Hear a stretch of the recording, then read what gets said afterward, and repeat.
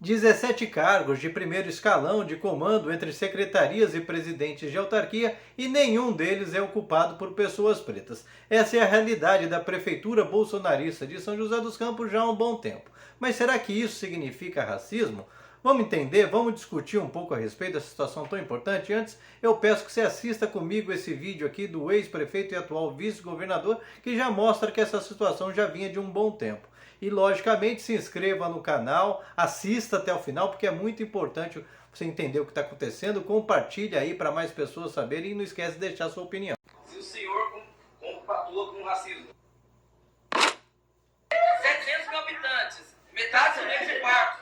Impossível São José não ter nenhum negro competente para boa colocação, boa prefeito só colocação. administra a cidade. Boa colocação. Agora, Eu digo secretário, não diretor. tá bom. Secretário.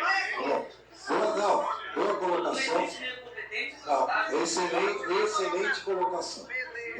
Fantástico. Inclusive, você vai perceber que pela minha corzinha também eu sou pardo. Eu sou moreninho, né? Então você vai perceber também.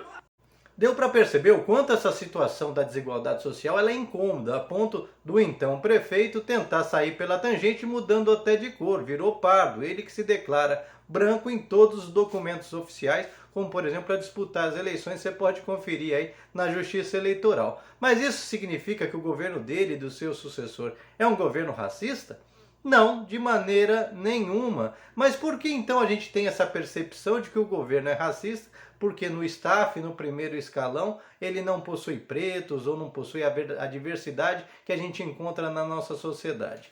E isso tem muito a ver com a deturpação do entendimento que nós temos da luta pelas causas sociais em razão do identitarismo, essa verdadeira praga neoliberal que infestou muito a esquerda e que inclusive faz você que está aí do outro lado ter uma percepção equivocada da esquerda, em vez de você entender que a esquerda é aquele grupo de pessoas que luta para que todo mundo possa ter acesso a direitos, a uma boa qualidade de vida, e não só o segmento social que você faz parte, que é isso que é a direita. A direita ela não é contra direitos, privilégios, é que ela só quer para a turma dela. Ela não quer que preto tenha, ela não quer que homossexual tenha, ela não quer que alguém que tenha uma religião diferente tenha os mesmos direitos que ela. E a esquerda é o contrário, a esquerda defende isso. Só que os identitários, por deformarem, deturparem as causas sociais para se autopromoverem, para fazer discurso em cima e ficarem famosos, explorando a miséria, explorando aquela situação desconfortável e errada da desigualdade, eles vão criando essas situações de maneira a achar que acabar com o racismo, acabar com o sexismo e outras coisas é simplesmente botar algum representante para sentar na cadeirinha, fazer divisões. E não é isso. É muito mais que isso. O Martin Luther King, que foi um grande defensor dos direitos civis dos últimos tempos, do último século, deixava isso muito claro, inclusive no seu célebre discurso, onde ele mostra que o sonho é chegar numa sociedade onde a gente não vai estar discutindo questões sociais mais, onde as pessoas, independente de cor, de sexo, de origem, elas vão estar ocupando os espaços naturalmente, porque as condições geradas por aquela sociedade para que esses espaços sejam ocupados são iguais, são condições onde você pode disputar igual, onde ninguém vai olhar para a sua cor na hora de determinar se você vai ter chance de melhorar de vida ou de piorar, mas sim a sua competência, o seu talento. Então é para isso que serve governo, é nisso que os governos estão falhando, e isso fica claro quando a gente olha para uma cidade onde nenhum preto está no primeiro escalão. Isso significa que a gente está numa sociedade que não está criando oportunidade para esse segmento social ascender socialmente. Isso fica claro. Você pega que os estratos mais pobres, quem ocupa as posições mais subalternas na sociedade, sempre é esse segmento social, eles, nordestinos e outros. Por isso sofrem esse tipo de preconceito. Mas sofrem porque não tem talento? Não, porque não é dada oportunidade em todos os sentidos. E quando eu falo oportunidade, não é só disputa um vestibular com o outro, não. É criar condição para a criança desde cedo estudar bem, comer bem, morar bem. Tendo essas oportunidades, a criança logicamente vai ter condição de disputar. E a gente que viu que só com a política de cotas, que é um pedacinho disso, já começou a mudar. Essas pessoas que nunca teriam chance começaram a ocupar os espaços. E essa que é a função de governo, contrabalancear as diferenças que há.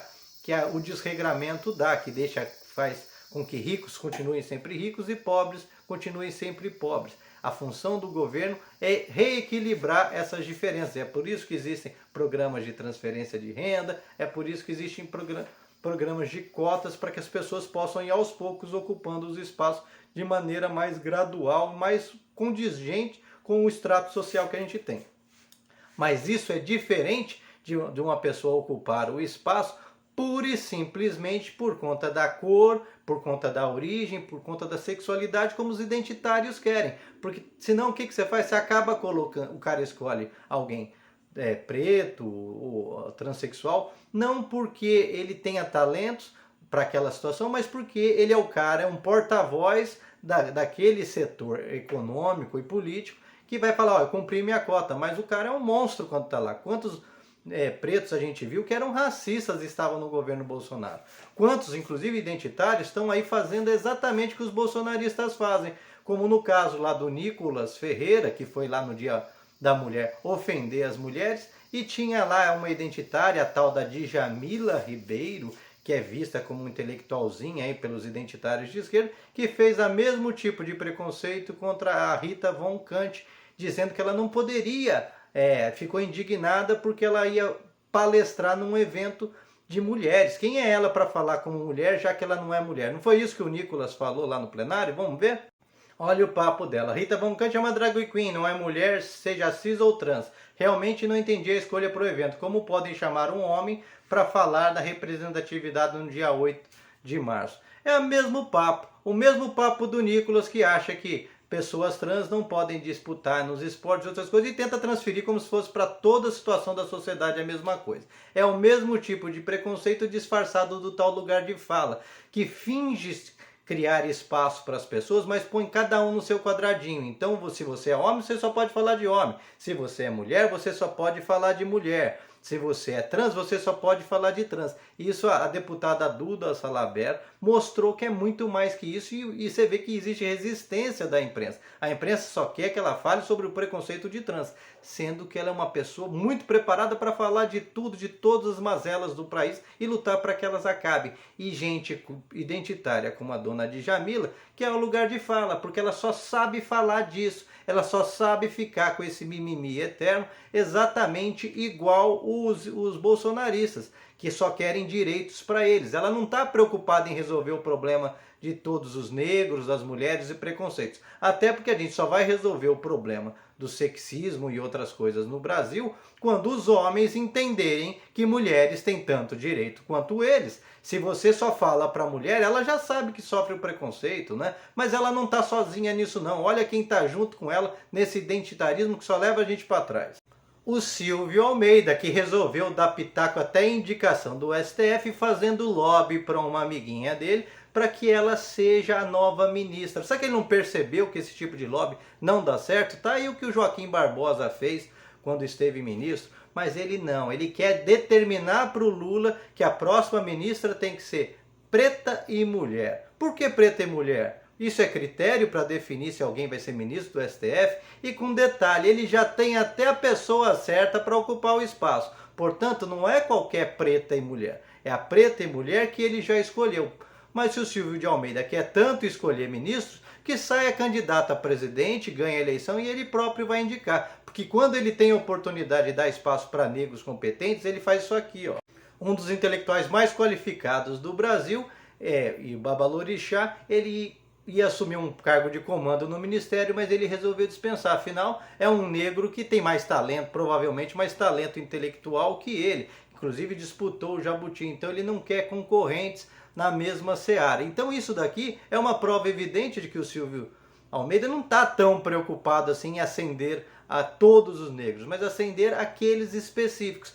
Já visto o que ele tem feito em relação aos pretos que mais sofrem no Brasil, no sistema carcerário, abandonados sem julgamento, e os jovens da periferia. O que ele fez até agora? Absolutamente nada. Ele só está preocupado com o mimimi. Então vamos acordar, gente. A gente, para mudar as coisas, a gente não pode ficar querendo forçar situações onde elas não existem, mas a gente tem que lutar para a inclusão social onde ela realmente precisa.